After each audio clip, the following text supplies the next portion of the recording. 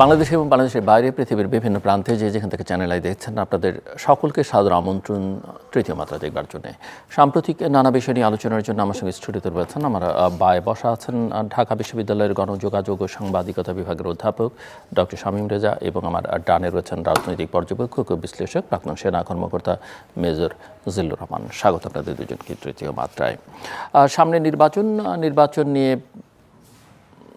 অনেকেই এটা গণতান্ত্রিক প্রক্রিয়া উত্তরণের একটা পন্থা হিসেবে দেখছেন এবং অনেকে খুব আশাবাদী এবং অনেকের মধ্যে নানা রকমের উদ্বেগ উৎকণ্ঠাও রয়েছে এবং এক ধরনের অনিশ্চয়তা বা যে রাজনৈতিক প্রক্রিয়ার মধ্য দিয়ে বাংলাদেশ এখন যাচ্ছে সেটা নিয়ে যথেষ্ট পরিমাণে জাতীয়ভাবে আঞ্চলিকভাবে এবং আন্তর্জাতিকভাবে নানা রকমের প্রশ্ন উঠতে শুরু করেছে। প্রফেসর শামীম রেজা কী দেখেন, আপনি কতটা আশাবাদী অথবা অনেকে আমাকে বলেন যে আমি নিরাশা ছড়াই, সো আপনি সেই পথে হাঁটবেন কি না? আপনার নিশ্চয়ই স্মরণ আছে যে এই বড় পট পরিবর্তনের পরে রাজনৈতিক পরিবর্তন পরে আপনার অনুষ্ঠানেই আমরা যারা রাজনীতি বিশ্লেষণ করেন, নিরাপত্তা নিয়ে চিন্তা ভাবনা করেন, দেশের রাজনীতি নিয়ে ভাবেন, তাদের অনেকেই আমরা কিন্তু ঝুঁকির কথাগুলো তখনই স্মরণ করিয়ে দিয়েছিলাম এবং এটাও বলেছিলাম যে ঝুঁকির কথা স্মরণ করানোর মানে কিন্তু এই না যে আপনার কোনো সম্ভাবনা নেই। ঝুঁকিগুলো আপনি নিরসন করেন এবং ঝুঁকিগুলোর মাত্রা কমিয়ে আনেন, এটাই হচ্ছে আমাদের উদ্দেশ্য ঝুঁকির। কিন্তু আমাদের অনেক সহকর্মী, রাজনৈতিক বন্ধুবান্ধব খুব ইতিবাচকভাবে এই বিশ্লেষণগুলো দেখেছেন বলে মনে হয় না। তারা মনে করেছেন যে ঝুঁকির কথা বলা মানেই বোধহয় উত্তরণ হবে না। তো নির্বাচন অথবা সরকারের সমালোচনা করা। নির্বাচনের কথা কিন্তু আমরা প্রায় প্রথম সপ্তাহ থেকে আমার যদি ভুল না হয়ে থাকে তৃতীয় মাত্রায় বা প্রথম মাসে অন্তত আমরা বলেছিলাম দেখেন সবচেয়ে ভালো হবে দ্রুত একটা রাজনৈতিক উত্তরণ, নির্বাচন দেওয়া এবং সেই নির্বাচনের মাধ্যমে রাজনৈতিকভাবে নির্বাচিত ব্যক্তিদের হাতে ক্ষমতা হস্তান্তর করা, এই লক্ষ্যে কাজ করা সরকারের। আর তার নিয়মিত কাজকর্ম তো থাকবেই। কিন্তু আপনি যদি নির্বাচনের সময়ের নির্ধারণের প্রক্রিয়াটাও দেখেন, সেটা খুব স্ট্রাগলিং হয়ে উঠল, যেটা হওয়ার কথা না। এখন সরকার কৃতিত্ব নিতেই পারেন যে আমি তো সময় বলেছি, আমি তো কোনোদিন বলিনি নির্বাচন হবে না। প্রধান উপদেষ্টা বারবারই বলেছেন হ্যাঁ নির্বাচন হবে, আমি দিয়ে যাব। কিন্তু এর একটা সময়কাল নির্ধারণটাও কিন্তু খুব সহজ প্রক্রিয়ায় করা যায়নি। বিভিন্ন রকম প্রকাশ্য দেন দরবার, বলা, হতাশা, করবেন কি করবেন না, নানা রকম গুজব, তারপরে আমরা একটা সময় পেয়েছি। এবং আমি মনে করি যে এই যদি কিছুটা কৃতিত্বের দাবিদার থাকে তাহলে গণমাধ্যমকে সেই কৃতিত্ব দিতে হবে যে নিরবচ্ছিন্নভাবে বলা হয়েছে যে আপনার তো একটা লক্ষ্য থাকতে হবে এবং সেই লক্ষ্যটা অবশ্যই নির্বাচন। তার মধ্যে সংস্কার তো গুরুত্বপূর্ণ, আমরা কেউই সংস্কারের বিপক্ষে কথা বলিনি, প্রত্যেকেই সংস্কারের পক্ষে। যদিও অন্য সময় হয়তো আলোচনা করা যাবে যে সংস্কার বাস্তবায়নে যে আদেশগুলো জারি হচ্ছে সেটা সংস্কারের সুপারিশের কতখানি প্রতিফলন হচ্ছে। নির্বাচনের কথাতেই আসি, আমরা তারিখ পেলাম, একটা সময় পেলাম, তফসিল এখন আরও একটা নির্দিষ্ট ফর্মে আসলো। কিন্তু সাম্প্রতিক সময়ে যে ঘটনা প্রবাহের মধ্য দিয়ে আমরা যাচ্ছি সেটা আমাদেরকে আবার কোন বার্তা দিচ্ছে? একজন গুলিবিদ্ধ হওয়া মানে তো, এবং একই সঙ্গে আমরা অনেকগুলো বক্তব্য সাম্প্রতিক সময় মাঠ থেকে উঠে এসেছে। মাঠ থেকে এই কারণে বলছি যে সেটা সরকারের বক্তব্য না, কিন্তু গুরুত্বপূর্ণ অংশীজন যারা রাজনীতিতে, বিশেষ করে তরুণদের পক্ষ থেকে আমরা কিন্তু সরকারের বক্তব্য না হলেও যদি আপনি সরকারের কর্তা ব্যক্তিদের বক্তব্য অ্যানালাইসিস করেন তাহলে দেখবেন যে ওইসব বক্তব্যের প্রতি তাদের প্রচ্ছন্ন সমর্থন হলো বা এক ধরনের প্যাট্রোনাইজেশন কিন্তু আছে। আপনি যদি সূক্ষ্মভাবে ইন বিটুইন দ্য লাইনস পড়বার চেষ্টা করেন তাহলে এই আলোচনার একটু সুযোগ দেন। আপনার কথাটা যদি গ্রহণ করি, আমি কিছুটা আপনার এই প্রসঙ্গটা অনেকটা এড়িয়েই যেতে চেয়েছিলাম, কিন্তু আপনি যখন প্রসঙ্গ উত্থাপন করলেন, এমন কিছু বক্তব্য আসছে যে আপনি যদি বিদ্যমান আইন ধরেন, সংবিধানে যে বিধিবিধান আছে, তাহলে কিন্তু সরকার ব্যবস্থাই গ্রহণ করতে পারে। আমি যদি সাধারণভাবে বলি, আপনাকে মত প্রকাশের স্বাধীনতা দেওয়া হয়েছে, সমাবেশের স্বাধীনতা হচ্ছে, কিন্তু একটা কিন্তুর তালিকা আছে, তাই না? এখন আমরা বিলোপ করিনি।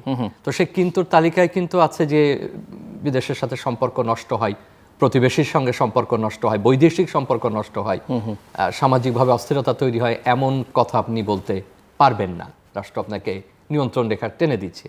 এবং যদি বলেন সে ব্যাপারে ব্যবস্থা গ্রহণেরও অধিকার রাষ্ট্র বা সরকারের কিন্তু আছে। এবং সেটার সাথে নির্বাচনের সম্পর্ক কি? নির্বাচনের সম্পর্কে এটাই যে আপনি একটা প্রক্রিয়ায় ঢুকছেন যখন আপনার আন্তর্জাতিক স্বীকৃতির প্রয়োজন, আন্তর্জাতিক সমর্থনের প্রয়োজন। আমরা গত 15 বছরে কি বলার চেষ্টা করেছি যে নির্বাচনটা হচ্ছে না, সঠিকভাবে হচ্ছে না, কিন্তু আমাদের এই যে সঠিক হচ্ছে না এটা বলার জন্য কেউ দাঁড়াচ্ছে না। এটা মানতেই হবে যে আমাদের সহযোগীরাও কিন্তু বলেননি, আমাদের দাতা সংস্থাগুলো জোর গলায় বলেননি। যারা এখানে বিনিয়োগ করতে চান, দীর্ঘদিন ধরে যারা বিনিয়োগ করে আসছেন, কোনো দেশের নাম না বলি, সেটা পশ্চিমা হোক বা আমাদের প্রাচ্য দেশীয় ধনী রাষ্ট্রগুলো হোক, তারাও কি জোর গলায় বলেছে যে দেখো এটা কিন্তু অংশগ্রহণমূলক হচ্ছে না, আমরা স্বস্তির মধ্যে নাই, তারপরে আমরা বিনিয়োগ করছি জনগণের স্বার্থে। বরং প্রতিযোগিতা দেখেছে কে কত আগে এটাকে বৈধতা দিতে পারে, স্বীকৃতি দিতে পারে। তার অর্থ হলো যে এই নির্বাচনে হয়তো এরকম একটা সম্ভাবনা থাকবে যে কে আপনাকে স্বীকৃতি দিচ্ছে, কে আপনাকে স্বীকৃতি দিচ্ছে না। আপনি প্রশ্ন তুলতে পারেন বা বলতে পারেন যে আগে যেমন অ্যাজ ইউজুয়াল ছিল বিজনেস, এখনও তাই হবে। হ্যাঁ, হয়তো হবে, বিশ্বের স্বার্থ এরকম, বাণিজ্যের স্বার্থ এরকম। কিন্তু মনে রাখতে হবে যে আপনি দেশ হিসেবে, জাতি হিসেবে কতদিন এটা টানবেন। এখন আপনি একটা উত্তেজনকর পরিস্থিতি তৈরি করছেন, বিশেষ করে প্রতিবেশীর সঙ্গে। যে প্রতিবেশীর সঙ্গে আর 1 বছর পরে আপনার পানি চুক্তি নবায়ন করতে হবে, যে প্রতিবেশীর সঙ্গে আপনি যে তিস্তা অববাহিকার বৃহৎ পরিকল্পনা গ্রহণ করছেন, সেখানে চীন বিনিয়োগ করুক, অন্য কেউ বিনিয়োগ করুক, সেটা পরের কথা। আপনাকে আরও গুরুত্বপূর্ণ পক্ষকে নিয়ে এটা করতে হবে। আপনার এমনও প্রতিবেশী আছে যার সঙ্গে আপনার অসংখ্য অভিন্ন নদীর আপনার সমাধানগুলো করতে হবে, যার উপরে আপনার বাণিজ্য নির্ভরশীলতা রয়েছে। পৃথিবীর বহু দেশের সঙ্গে বাণিজ্য ঘাটতি আছে, তারা স্মরণ করিয়ে দেয়। বাণিজ্য ঘাটতি সহ কিন্তু আপনি তার সঙ্গে বাণিজ্য করে যাচ্ছেন, কাজকর্ম করে যাচ্ছেন। সমস্যা আছে, সমস্যা তো আমরা এখন বলতে গেলে বলবো এটা তার দিক থেকে। এখানে তারও জাতপাত নিয়ে সমস্যা আছে। সেও আসামে বাঙালি জাতিভুক্তদের উপরে সে যথেষ্ট চড়াও হচ্ছে, সংকট তৈরি করছে। পশ্চিমবঙ্গে বাংলা বললেই সেখানে তাকে বাংলাদেশি বলে চিহ্নিত করা হচ্ছে। ভারতের যে কোনো জায়গাতে বাংলা ভাষাভাষী বলে সেটা ভারতের সংবিধানও সেটা নিয়ে, দুঃখিত, পার্লামেন্টেও সেটা নিয়ে আলোচনা হয়েছে, তাদের রাজনীতিবিদরাও এটা নিয়ে যথেষ্ট তৎপর, সেটা তাদের বিষয়। কিন্তু প্রশ্ন হচ্ছে যে আমি এমন একটা পরিস্থিতি যদি আমার মধ্যে তৈরি করি এবং এই ধারণা দিই যে আপনার যারা ক্ষতি হয়ে উঠতে পারে, আপনার নিরাপত্তার জন্য যারা হুমকি হয়ে উঠতে পারে, সেই হুমকিকে আপনি জাগিয়ে রাখতে চাচ্ছেন, এটা তো কোনো কূটনীতির সুলভ কাজ হলো না। এখন নির্বাচনের সঙ্গে এটাই আমি গুরুত্ব আবারও দেখছি, আমি একই কথা বারবার বলছি যে আপনি এইরকম একটা জটিল আবহ তৈরি করছেন, আবার আপনি সেই জটিল আবহর মধ্যে দিয়ে একটা নির্বাচনে যেতে চাইছেন, আবার সেই নির্বাচনে যাবার পরে আপনি আন্তর্জাতিক স্বীকৃতিও চাইছেন। আন্তর্জাতিক স্বীকৃতি তো প্রত্যেকে চায়, নির্বাচনটা তো বৈধ, গ্রহণযোগ্য, তাই না? তার তো একটা অবস্থান তৈরি করতে হবে, নাহলে তো সেই আবার সেই সার্কুলার একটা অবস্থার মধ্যে আমরা পড়ে যাব। তো যে কারণে আমার কাছে মনে হচ্ছে যে আমরা নিরাপত্তা ঝুঁকিগুলো কমানোর কোনো প্রচেষ্টা দৃশ্যমান দেখছি না, বরং যখনই এটা একটা স্থিতিশীলতার দিকে আসছে, তখনই নতুন আর একটা পরিস্থিতি সেখানে জন্ম হচ্ছে। এবং আর একটা হতে পারে যে আমরা সংকটগুলোকে বা নিরাপত্তার ঝুঁকিগুলোকে আসলে নিরূপণ করতে চাইছি কিনা। আমি যদি মনে করি যে পুরো দায়িত্বটা একটা নির্বাচিত সরকারের, তাহলে আমরা অত্যন্ত ভুল দিকে পুরো বিষয়টাকে ঠেলে দিচ্ছি। আর একটা হতে পারে, এটা কিছুটা ষড়যন্ত্র তত্ত্বের মতো মনে হতে পারে, যে এমন কিছু পক্ষ যারা হয়তো মনে করছেন যে তাদের নির্বাচনে, এই নির্বাচনে অন্তত ভালো করবার সম্ভাবনা নেই। অতএব যেহেতু ভালো করবার সম্ভাবনা নেই, অতএব আপনি যদি একটা পরিস্থিতি তৈরি করতে পারেন অভ্যন্তরীণভাবে, যে পরিস্থিতিটা এখান থেকে স্পিল ওভার ইফেক্ট চলে যাচ্ছে প্রতিবেশীর উপরে, যে প্রতিবেশী সামরিক দিক থেকে, কূটনৈতিক দিক থেকে যথেষ্ট সক্ষম বলে আমরা তাকে মনে করি, যার সঙ্গে কাজ করতে গেলে আমাদেরকে কূটনৈতিক সক্ষমতা দেখানোর প্রয়োজন আছে, গণতান্ত্রিক প্রতিষ্ঠার, আমাদের এখানে গণতন্ত্র প্রতিষ্ঠার প্রয়োজন আছে, সেখানে একটা দুর্বল অবস্থা আমি তৈরি করলাম। সুতরাং সেটা প্রত্যক্ষভাবে পরোক্ষভাবে নির্বাচনী প্রক্রিয়া, নির্বাচনের পরে যে ক্ষমতার হস্তান্তর, এমনকি নির্বাচনে যারাই আসবেন বা যারা সরকার গঠন করবেন, তাদের জন্য অত্যন্ত কঠিন হয়ে উঠতে পারে। মেজজুলুর রহমান, আমি একটু ওনার কথার সূত্রে যাব ব্যাখ্যায়। প্রথমে একটু বলে নিই যে ভাই যেটা দিলেন যে বড় ক্যানভাসটা মেইনলি নিরাপত্তা, প্রতিবেশী, উত্তেজনা। সর্বপ্রথমে বলতে চাই যে আন্তর্জাতিক সম্পর্কে, ইন্টারন্যাশনাল রিলেশনসে বলা হয় যে your neighbour is your national enemy. এটাকে সর্বদাই ধরে নিয়ে আপনার রাষ্ট্র পরিচালনার নীতি প্রণয়ন করতে হবে এবং সেভাবেই প্রতিবেশীর সঙ্গে আপনাকে চলতে হবে। No neighbour is absolute power. যত বড় শক্তি সামরিক দিক থেকে হোক, হয়তো কেউ অর্থনৈতিক দিকে বলছেন যে মানে শত্রুতার ভাবটা সবসময় বজায় রাখতে হবে। না, আমি শত্রুতার ভাব বলছি না, এটা হচ্ছে আন্তর্জাতিক সম্পর্ক, ইন্টারন্যাশনাল রিলেশনসের থিওরি। এটা এ কারণে, কারণ ওই দুইটা হাড়ি এক জায়গায় থাকলে খুঁটাখুটি, টুকাটুকি এটা লাগতে পারে। সেটা হলো উনি যেটা বলছে যে কতটুক সহনীয় পর্যায়ে আনা যায়, কতটুক কাছাকাছি আনা যায়, দ্যাটস দ্য গুড সাজেশন ওনার কথার ভিতরে রয়েছে। বিষয়টা হলো যে আমরা এমন একটা প্রতিবেশীর কাছে আছি যে প্রতিবেশী এই দেশের সেটা সেটা ধরেন ডিফেন্স স্ট্র্যাটেজি ঠিক করবার জন্য বা অন্য যে কোনো কারণে হতে পারে, সেটা গোপনে হতে পারে, কিন্তু আন্তর্জাতিক সম্পর্ক আমি নিজে কিছু পড়াশোনা করেছি। সো আপনি যেটা বলছেন যে পুরো নীতিটাই ওইভাবে প্রণয়ন করতে হবে, এটা একটা strategy, am not sure about that. না, ওই নীতির কথা তো বলছি যে আপনাকে সেভাবেই ম্যানেজ করে চলতে হবে। পাইলট ফিশিং প্রজেক্ট, যে বড় হাঙ্গরের পাশে ছোট মাছ চলে, ওর পেটের পাশ দিয়ে ও যেন তাকে আক্রমণ করতে না পারে, সো এই স্ট্র্যাটেজি সে মেনটেন করে চলে। এখন আমি আসি যে আমাদের প্রতিবেশী সম্পর্কে একটু পিছনে আমি আলোচনা করব, হয়তো অনেকে এটা বলবে যে বিতর্কের কথা, যে প্রতিবেশী আমার দৃষ্টিতে, আমার বিশ্লেষণে মনে হয় এই স্বাধীন দেশটা তারা কখনো মেনে নেয়নি মনের থেকে। সেটা কেমন যদি ব্যাখ্যা বলেন, অনেকে বলে আমাদের স্বাধীনতায় তারা আমাদের সাহায্য করেছে। নো, তারা তো আমাদের স্বাধীনতার জন্য কিছু করে নাই, তারা করেছে পাকিস্তানকে ভাঙার জন্য, দুটুকরো করার জন্য, দুর্বল করার জন্য, যাতে একচ্ছত্র আধিপত্য এবং এখানে ক্ষমতার দাপট তাদের হাতে থেকে যায়। এটা হচ্ছে আমার দৃষ্টিভঙ্গি। স্বাধীনতার পরপর কি আমরা দেখছি যে আমরা তাদের কিছু শর্ত, তোমার নিজস্ব সেনাবাহিনী থাকতে পারবে না, প্রশাসন আমরা দিব, ইত্যাদি ইত্যাদি অনেক তথ্য দেওয়ার পরে ওটা দেখে আমাদের সৈয়দ নুরুল ইসলাম নাকি মাথা ঘুরে পড়ে গেছিল ওই সমস্ত ড্রাফট তাদের দেখে। আবার এখন শোনা যাচ্ছে যে আমাদের সংবিধানও নাকি আগেই তাদের ড্রাফট করা ছিল। এটা তো একটা বিতর্কিত বিষয়। বাট আমার কথা হলো যে আমরা স্বাধীনতার জন্য গিয়েছি, আর তারা আসছে যে এটাকে আমরা ভেঙে দুর্বল করে দেব। স্বাধীনতার পর আমরা কি দেখলাম, যে এই দেশে আমাদের সামরিক বাহিনী সব ইনঅ্যাক্টিভ, নামে মাত্র আছে স্কেলেটন ফর্মে। রক্ষী বাহিনী গঠন করা হল এবং রক্ষী বাহিনীর জন্য তারা অর্থ দিত, সামরিক বাহিনীর জন্য তাদের কোনো সাহায্য ছিল না স্বাধীনতার পরপর। তারপর আরও সিরিয়াস কোনটা হয়েছে, যে চিটাগাং হিল ট্র্যাক্সে শান্তি বাহিনী, এখন বলতে হয় হাসনাত আবদুল্লাহ একটা কথা বলেছে, উনি ইয়াং লিডার, হয়তো এই জন্য বলেছেন, আরও পরিপক্কতা আসলে তো ওইভাবে কাঁচা কথা বলবেন না, যে আমাদের খুব জনপ্রিয় লিডার হাদি, খুব আপনি যেটা বললেন অত্যন্ত মর্মাহত সবাই, গোটা জাতি।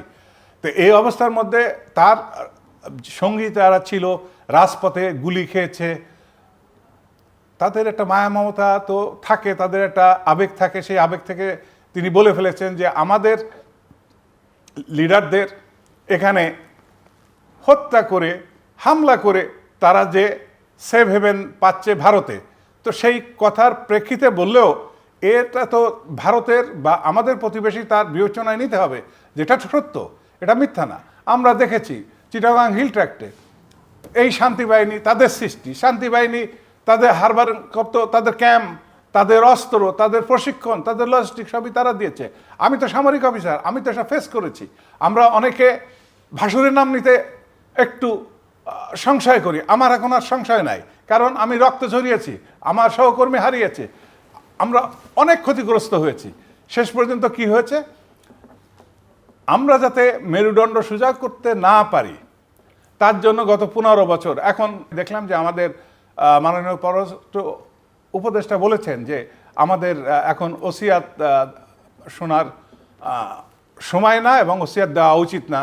প্রতিবেশী ভারতকে বলেছে যে গত 15টি বছর যখন নির্বাচন হয়েছে, নামমাত্র এক দলের নির্বাচন, আর লোক দেখানোর জন্য জাতীয় পার্টিকে 2-3 টুকরো করে একদিকে রওশন এরশাদকে খাড়া করে রেখেছে, অন্যদিকে জেএম কাদেরকে রেখেছে, আর একদিকে ব্যারিস্টার আনিসুল ইসলাম আর কাজী ফিরোজ রশিদ, এই 2-3 ভাগ রেখেছে যে আমি যা চাই, ইউ হ্যাভ টু বো your head to my will. It was the policy of Sheikh Hasina, and behind that Sheikh Hasina was simply the doll of remote control of Delhi. তো এটা তো আমরা বুঝতে পারি।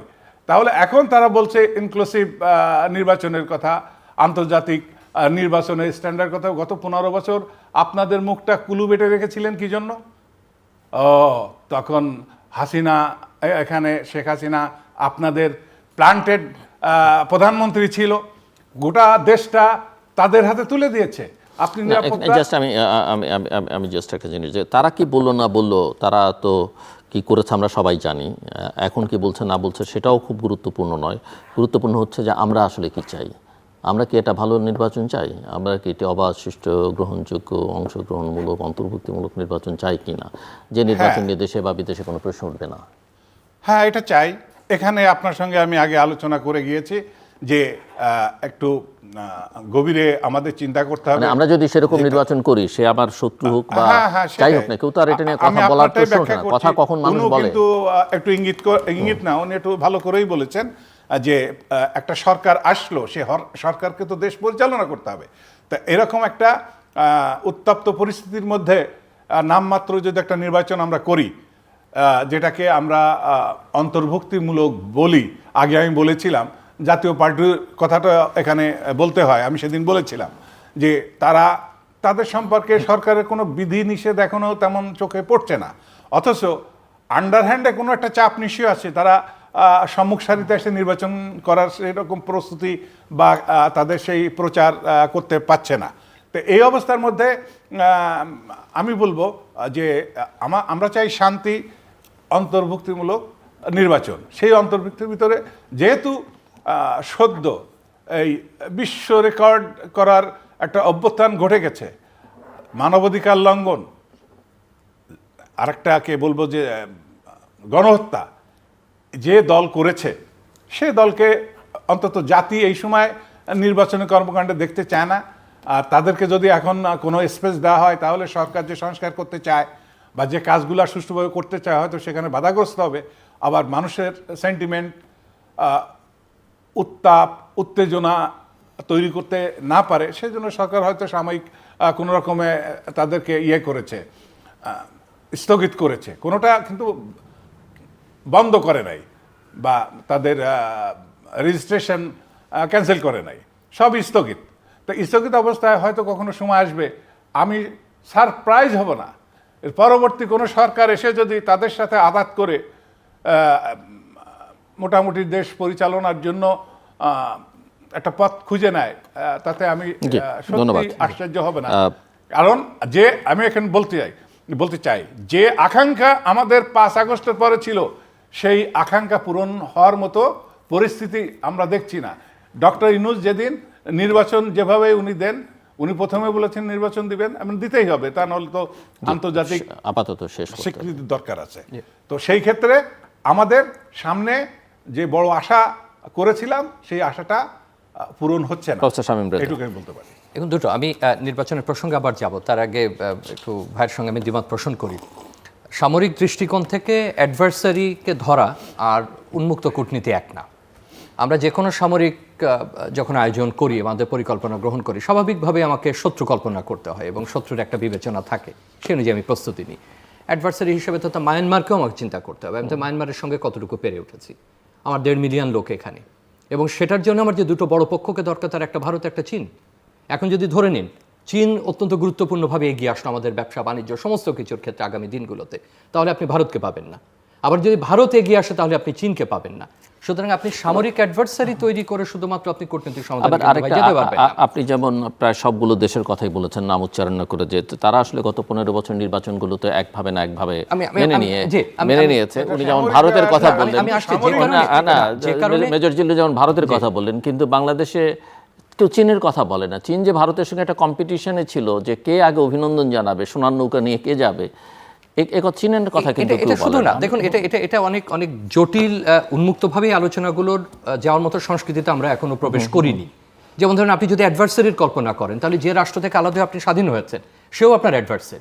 সুতরাং এগুলো একেবারে অন্য মাত্রায় চলে যায়। কিন্তু নিঃসন্দেহে সামরিক যে আপনার যে অবজেক্টিভ থাকে, যে উদ্দেশ্য থাকে, সেটার সঙ্গে আমরা কোনো দ্বিমত পোষণ করছি না, কারণ ওই অনুযায়ী তার প্রস্তুতি নিতে হয়, সামরিক প্রস্তুতি, প্রশিক্ষণ, কর্মপরিকল্পনা। আমরা যে কূটনীতির কথা বলছি, সেখানে অর্থনৈতিক কূটনীতি জড়িত, সেখানে আমাদের ঐতিহ্যবাহী কূটনীতি জড়িত, অর্থাৎ আমি ট্রেডিশনাল ডিপ্লোমেসির কথা বলছি, সেখানে পাবলিক ডিপ্লোমেসির মতো জড়িত। আমরা কি কোনোদিন ভেবেছি 20 বছর আগে যে এই গণমাধ্যম কত বড় একটা সফট ডিপ্লোমেসির কাজে ব্যবহৃত হতে পারে, যেটা আজকে আপনি, আমি, জিল্লুর, আমরা তিনজন মিলে আলোচনা করছি।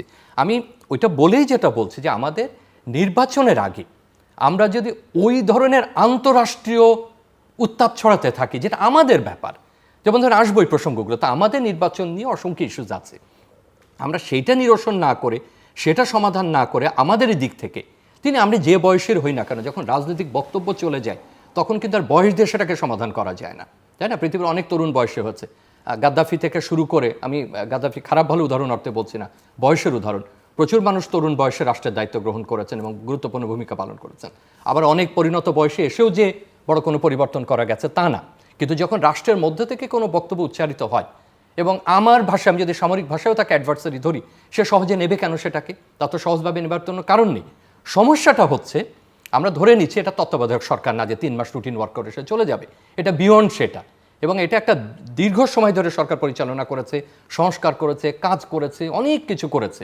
নতুন যে সরকার আসবে, অর্থাৎ নির্বাচনের মাধ্যমে নির্বাচিত হয়ে, সেই সরকারের উপরে যে বার্ডেনটা পড়বে, সে কি আর আভ্যন্তরীণ বার্ডেনটা সমাধান করবে, নাকি সে ওই সীমানার ওই পাশে গিয়ে নতুন নতুন করে বার্ডেন আপনার চিন্তা করতে পারবে? সামরিক অ্যাডভাইজারিতে আপনি আগে যাচ্ছেন কেন? আগে তো সামরিক তো লাস্ট রিসোর্ট। আপনার কথাতেই আমি আসছি, আপনার কথাতে ওই জন্য আমি বলছি, আমি তো ডিপ্লোমেসি বাদ দিছি না, ডিপ্লোমেসি তো নিশ্চয়ই ফার্স্ট, আপনার কথাই যোগ করে সামরিক তো শেষ রিসোর্ট।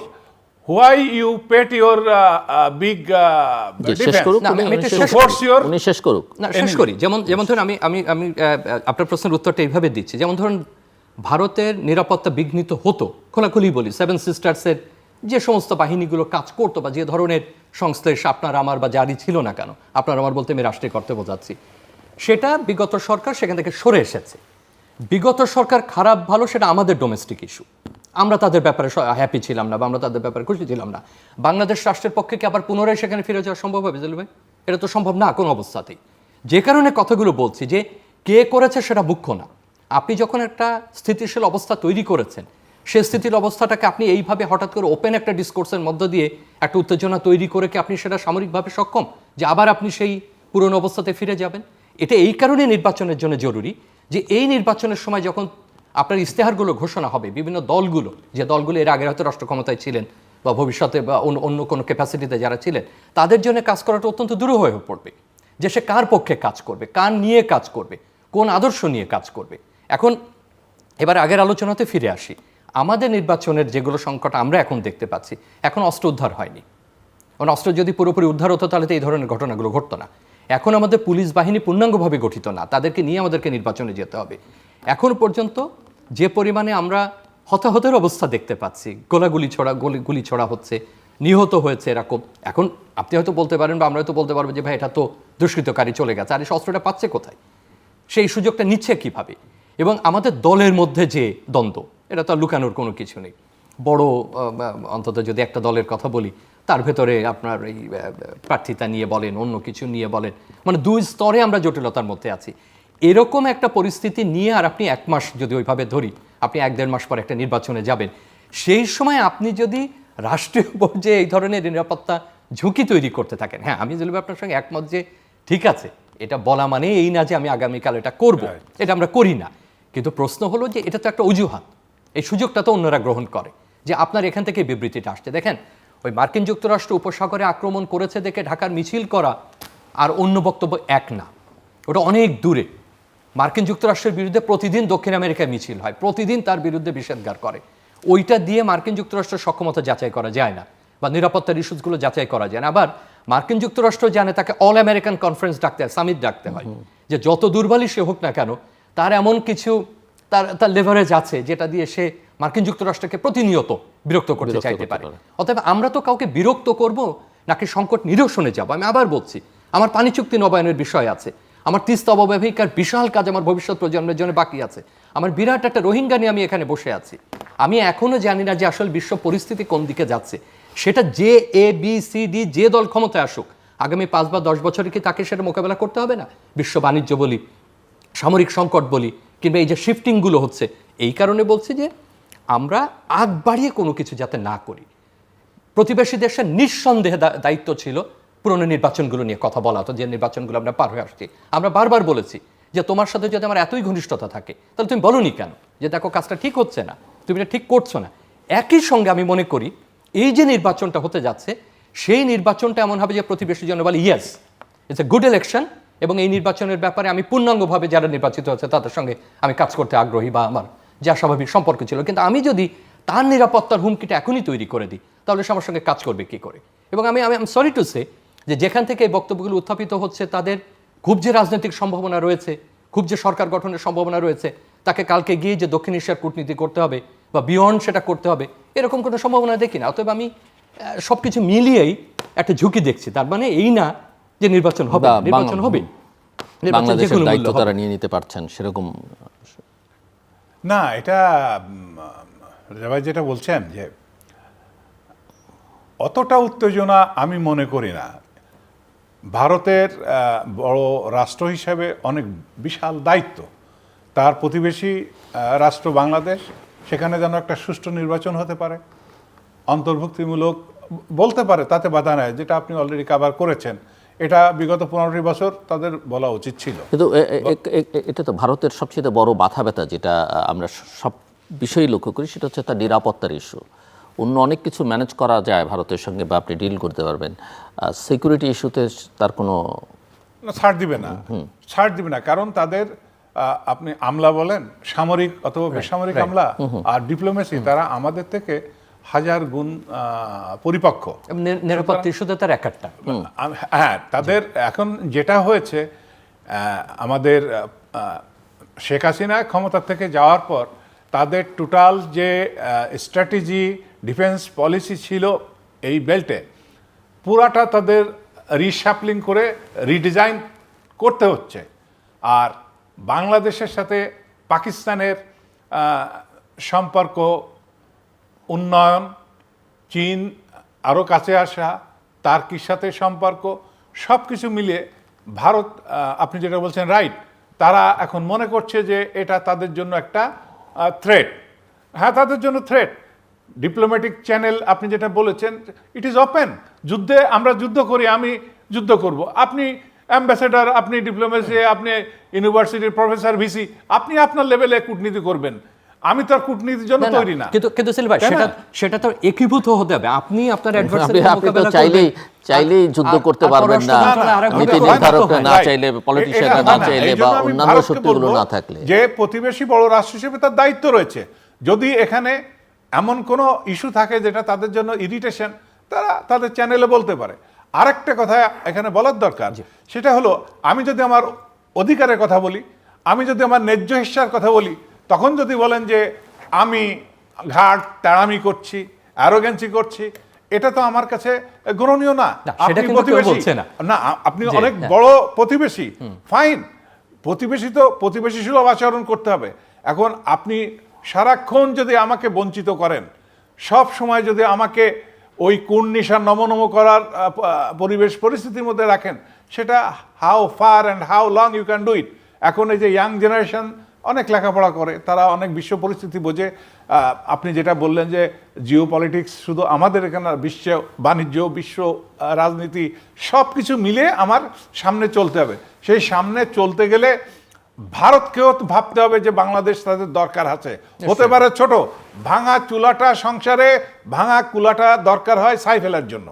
তো বাংলাদেশ ছোট রাষ্ট্র হতে পারে, কিন্তু ভারতের একদম এমন একটা অবস্থানে জিওগ্রাফিক্যালি আমরা আছি, ভারত কখনোই চাইবে না বাংলাদেশ তাদের হাতছাড়া হোক। আর আমাদের মেঠো পথে গরম গরম বক্তৃতা কিছু দিলাম, এটা নিয়ে ভারত মনে করে না যে আহামরি কিছু হলো। যেটা আপনি বললেন যে যারা বক্তব্য বিভিন্ন জায়গা থেকে উঠে আসছে, তারা ক্ষমতায় আসবে এমন কোনো নজির আমি দেখছি না।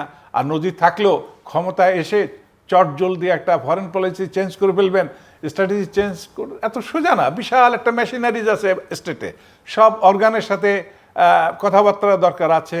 তারপরে আপনার এলিট যারা আছে তাদের সাথে কোঅর্ডিনেশনের ব্যাপার আছে। সব কিছু মিলিয়ে আমরা যুদ্ধের কথা বলি না, আমি বলি যে ডিপ্লোমেসি, যে টনি ব্লেয়ার বলেছিল যে আমি আর্মি কেন রাখি, আমি আর্মি রাখি so that my opponent is forced to sit on the dialogue table. তো আর্মি শুধু সবসময় যুদ্ধ করার জন্য না, আর্মিকে রাখা হয় শেষ রিসর্ট।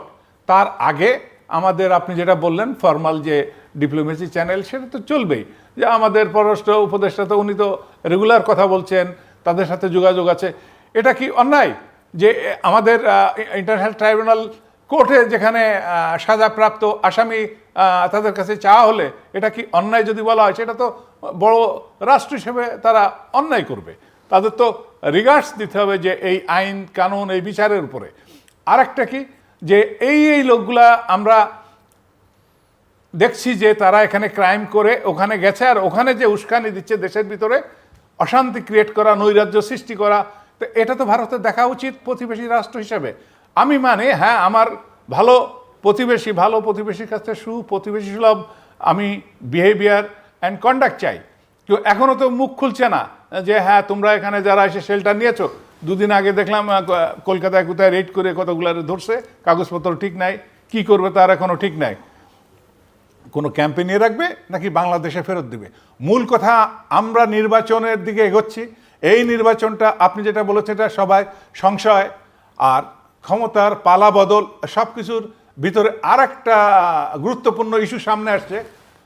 তারেক রহমান 25 তারিখে দেশে আসলে তখন কিছু অনিশ্চয়তা, সন্দেহ, কিছু অবিশ্বাস, অনেক কিছু দূরীভূত হবে। শুধুমাত্র তারেক রহমান যেদিন বাংলাদেশে পা রাখবে তখন অনেক কিছু আমার মনে হয় যে রাজনৈতিক আকাশে যে মেঘগুলো আছে আস্তে আস্তে পরিষ্কার হয়ে যাবে। উনি আসলে আমার মনে হয় যে ছোটোখাটো যে ইরিটেশনগুলো আছে অনেকগুলা ক্লিয়ার হয়ে যাবে। যেমন আপনি একটা প্রবলেম সলভ করতে থাকেন, আপনি তো টার্গেট খুঁজছেন যে who is the main man যার সাথে আমি ডায়লগে গেলে এই প্রবলেমটা সলভ হতে পারে। এখন যে প্রবলেম যারা আছে তাদের সাথে তারা তো চিরস্থায়ী না, ফেব্রুয়ারি পরে তারা থাকবে না, তো তাদের পিছনে কথা বলা ওয়েস্টেজ অফ টাইম তারা মনে করছে। তো সেই ক্ষেত্রে আমার মনে হয় যে সামনে হয়তো একটা ভালো সময় আসতে পারে। ইনক্লুসিভ নির্বাচনের ইস্যুটা একটু ক্লিয়ার করতে হবে।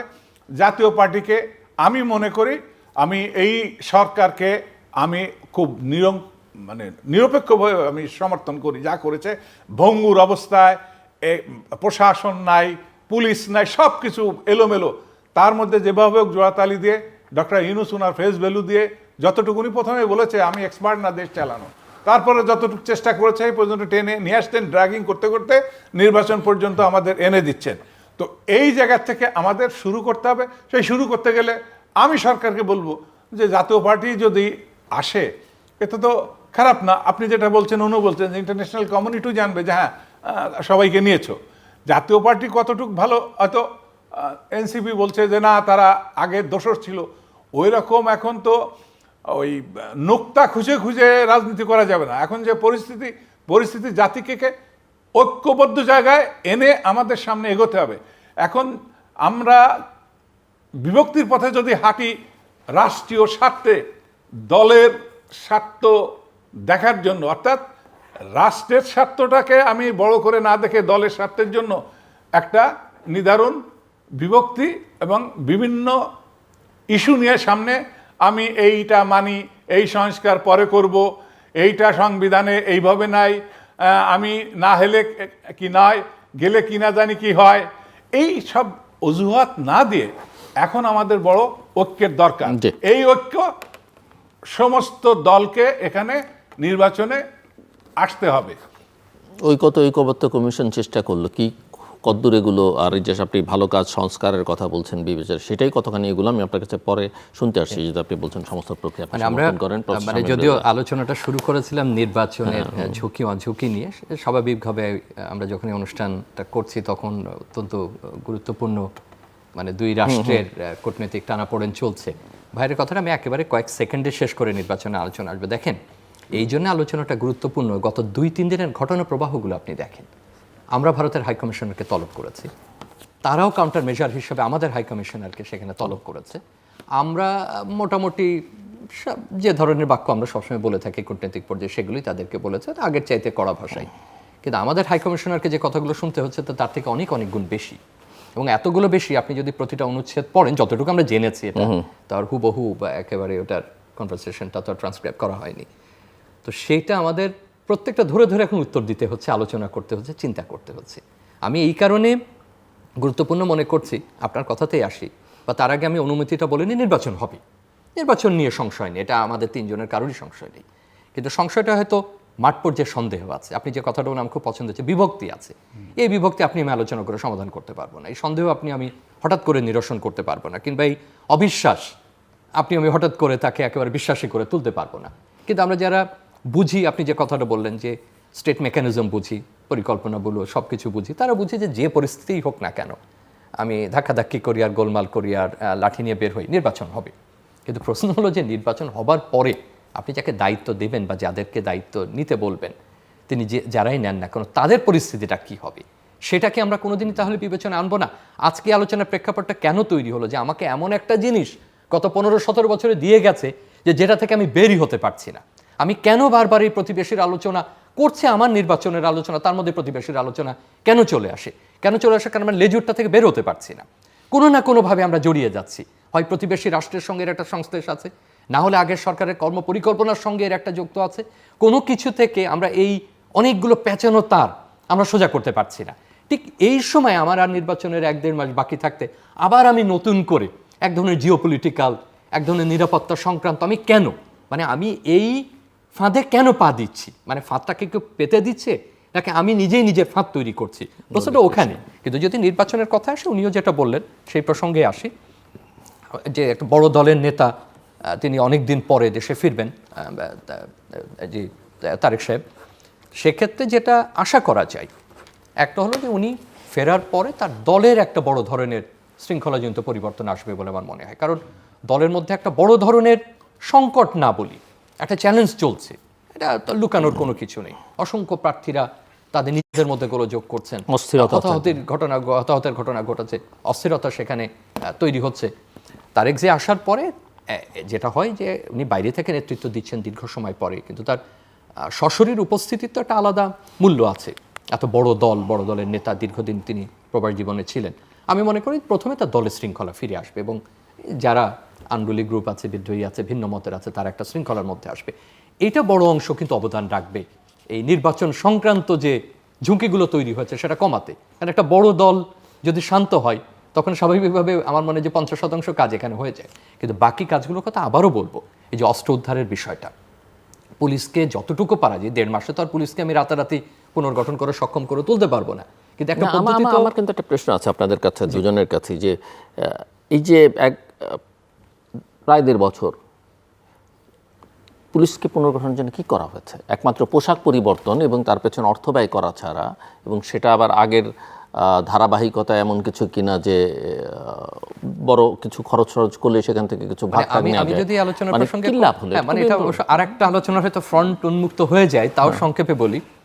দুদকের যে ড্রাফট তৈরি হয়েছে, খসড়া তৈরি হয়েছে, এই কমিশনে যিনি কাজ করেছেন দীর্ঘদিন, তিনি বা তারাই বলছেন যে তারা যেটা সুপারিশ করেছেন সেটা সেখানে আসেনি, এবং এমন এমন জায়গায় হাত দেওয়া হয়েছে যে এটা করার আগের যে অবস্থা ছিল আমাদের পুরনো যে আইন বা বিধি, তার মধ্যে আপনি দীর্ঘদিন মিডিয়া কমিশন নিয়ে আমরা দুজন একাধিকবার আলাপ করেছি। পুলিশ কমিশন যে জায়গাগুলোতে পরিবর্তনের কথা বলা হয়েছে সুপারিশে, সেই জায়গাগুলো সেখানে অনুপস্থিত। এরকম অন্তত 3 বা 4টা খসড়া বা আদেশের উদাহরণ দেওয়া যেতে পারে, যেটা কিন্তু সে প্রতিফলন হচ্ছে না। তার মানে এই না যে খসড়া তৈরি হচ্ছে না, তার মানে এই না যে বিল আমরা বানাচ্ছি না। যেটা ঘটছে, আপনি আবার সেই পুরনো রীতিতে ফিরে যাচ্ছেন, হয়তো জায়গাটা পাল্টাচ্ছে, শব্দটা পাল্টাচ্ছে। তার মানে এটা আরেকটা দিক, যে আপনি যে কথা একটা উনিও বলছিলেন যে আমরা তো একটা ভালো সংস্কারই চেয়েছি, এবং সংস্কার তো কোনো দলের না, সংস্কারটা প্রতিষ্ঠানের, সংস্কারটা দেশের, আমাদের যার উপরে নির্ভর করতে। আমরা 55 বছর ধরে একই কথা বলে আসছি যে ঠিক আছে, মাঝে মধ্যে আমরা ভালো নির্বাচন করি, মাঝে মধ্যে আমরা ভালো হই, মাঝে মধ্যে আমরা খারাপ হই, কিন্তু আমাদের প্রধান ঘাটতিটা হলো আমরা প্রতিষ্ঠান তৈরি করতে পারিনি। নির্বাচন কমিশনই কেবলমাত্র একটা প্রতিষ্ঠান না, নির্বাচনী প্রক্রিয়া তৈরি করাও একটা প্রাতিষ্ঠানিক কার্যক্রমের অংশ, যেটা আমাদের 15 বছর ভেঙে পড়েছে। 35 বছর 40 বছর বয়স হয়ে গেছে, সে এখনো পর্যন্ত ভোট দিতে পারে না। যেটা আমরা আমাদের শিক্ষার্থী নির্বাচনের সময় পর্যন্ত দেখেছি যে তরুণের বয়স 22 বছর 24 বছর, সে এসে অত্যন্ত সরলভাবে প্রশ্ন করছে ভোট কী করে দিতে হয়, কোথায় সিল দিতে হয়, কী দিতে হয়, তার তো কোনো দোষ না। অথচ ইতোমধ্যে তার একাধিক নির্বাচনে অংশগ্রহণ করার কথা, জাতীয় নির্বাচন, স্থানীয় নির্বাচন। এই পরিবর্তন আমরা চাই যে একটা নির্বাচনের মধ্যে দিয়ে একটা নিয়মতান্ত্রিক, গঠনতান্ত্রিক একটা পরিবর্তন আসুক। কিন্তু আমরা যদি এই কাজগুলো এখন না করি, যে প্রশ্ন উনি শুরুতেই করেছিলেন, পুলিশকে তো কিছুটা হলে আমাকে এই মুহূর্তে সক্ষম করতে হবে, যেভাবেই যে কাঠামোতেই হোক না কেন। এবং দলের যে কথা উনিও বললেন যে বিএনপির বড় নেতা তারেক রহমান সাহেব যখন উনি আসবেন, সেটা একটা পরিবর্তন তো আমরা প্রত্যাশা করছি। কিন্তু অন্যান্য দলগুলোর একই রকমভাবে শৃঙ্খলার অভাব নেই ঠিকই, কিন্তু বক্তব্য কিন্তু যথেষ্ট পরিমাণে দেওয়া হচ্ছে। এটা একটা নতুন রীতি, কারোর শৃঙ্খলার অভাব দেখা যাচ্ছে, তাতে হতাহতের ঘটনা ঘটছে। আর যারা আবার শৃঙ্খলা সংক্রান্ত জটিলতা তৈরি করছেন না, তারা এমন এমন বক্তব্য দিচ্ছেন যে বক্তব্যের জের হিসাবে আমাকে অন্যরকম টেনশন তৈরি করতে হচ্ছে। তো আমার বক্তব্য এইটাই যে নির্বাচন হওয়া তো প্রয়োজন, নির্বাচন হবে, কিন্তু সেই নির্বাচনটা যেন সুষ্ঠু হয়, নির্বাচনী প্রক্রিয়াটা যেন সুষ্ঠু হয়, নির্বাচনটা যেন ঝুঁকিমুক্ত হয়।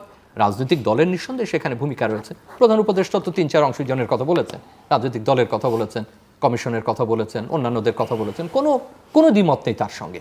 কিন্তু আপনি এই স্থিরতা কতদিনে আনবেন, সেই প্রচেষ্টাটা দৃশ্যমান হতে হবে এবং সেই বার্তাটা যেতে হবে। আর এর বাইরে তো আমি আগেই বলেছি নিহতের ঘটনা আছে, হতাহতের ঘটনা তো অসংখ্য আছে।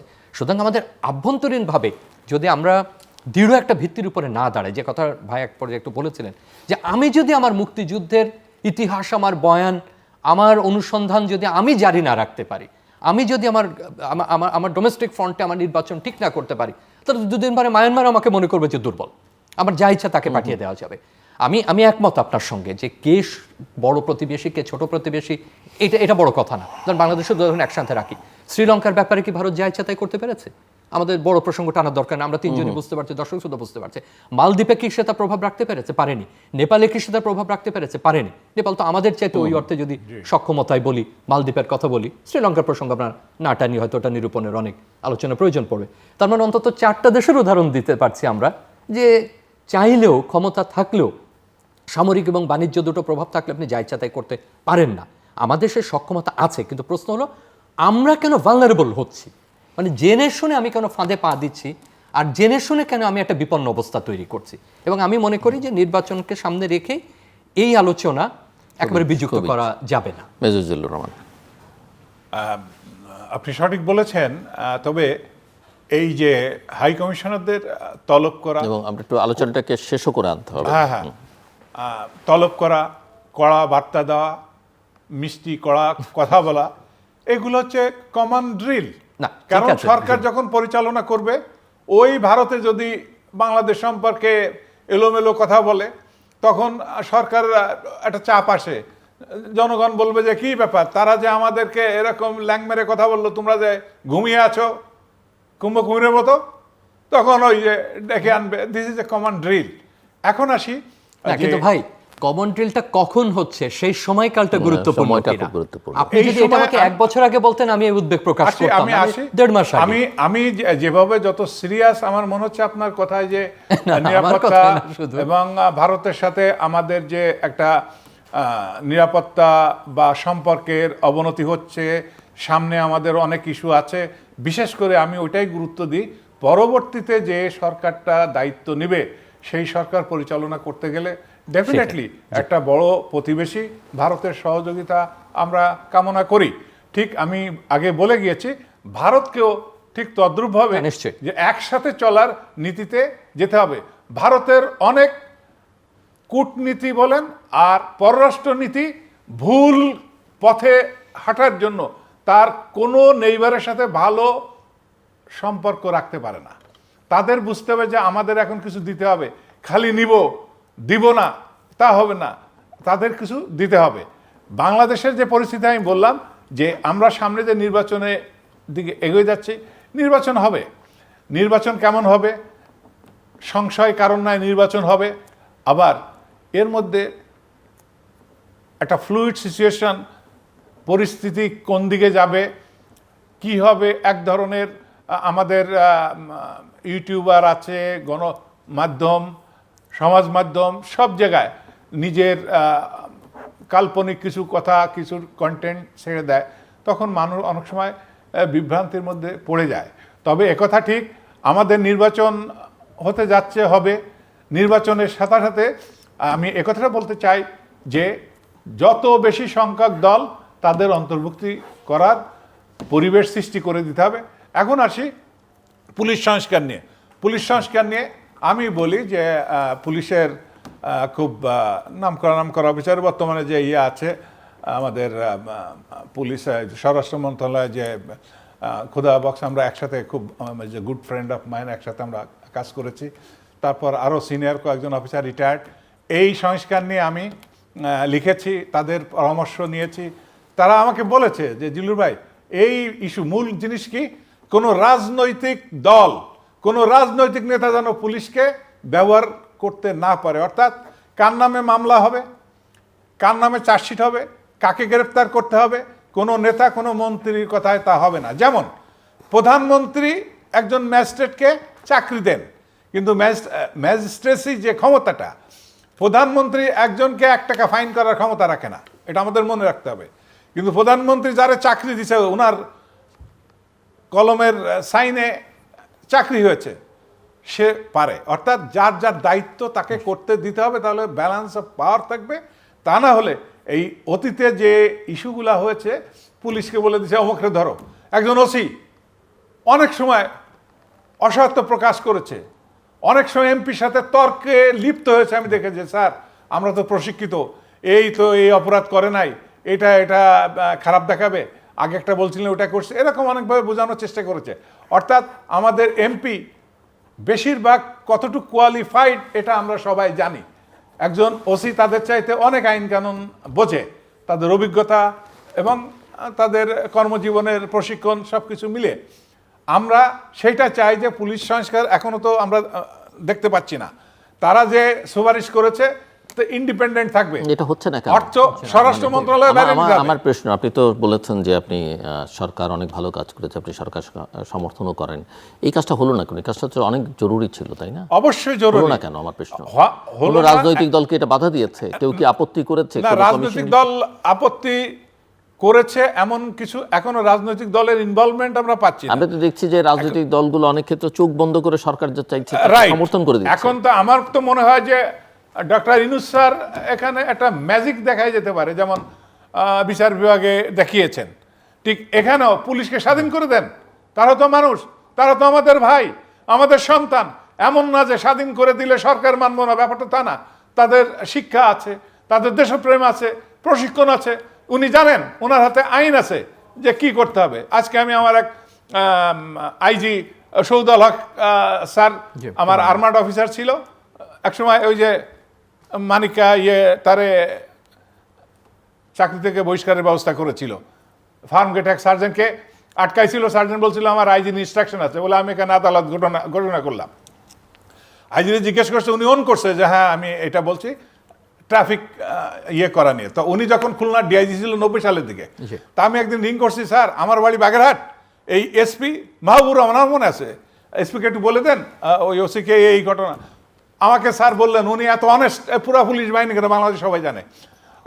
উনি বললো, জিল্লু দেখো, এসপি জানে আইন নিয়ে এই করতে হবে, ওসিও জানে, ওরা যদি ভুল করে সেটা আমি দেখবো। ঠিক তদ্রুপভাবে আজকে আমি বলবো, ইউনূস স্যার পুলিশকে স্বাধীন কমিশন করে দেন, স্বরাষ্ট্র মন্ত্রণালয়ের খপ্পর থেকে বের করে দেন। ওইখানে ওই কার বদলি হবে, কার প্রমোশন হবে, আর কোন স্বরাষ্ট্রমন্ত্রী বউ কত টাকা নিবে, কোন স্বরাষ্ট্রমন্ত্রী শাশুড়ি কয় টাকা নিবে, ছেলে কয় টাকা নিবে, এসব বন্ধ করতে হবে। পুলিশকে স্বাধীন করে দিতে হবে। Thank you doctor Shamim Reza. আমরা পররাষ্ট্র সচিব ব্রিফিং করছেন পদ্মায়, আমি এইভাবে যদি পড়ি যে আসন্ন নির্বাচন নিরাপত্তা সহ বাংলাদেশের সামগ্রিক পরিস্থিতি নিয়ে বিদেশি কূটনীতিক, জাতিসংঘ সহ আন্তর্জাতিক সংস্থার প্রতিনিধিদের উদ্দেশ্যে তিনি ব্রিফিং করছেন।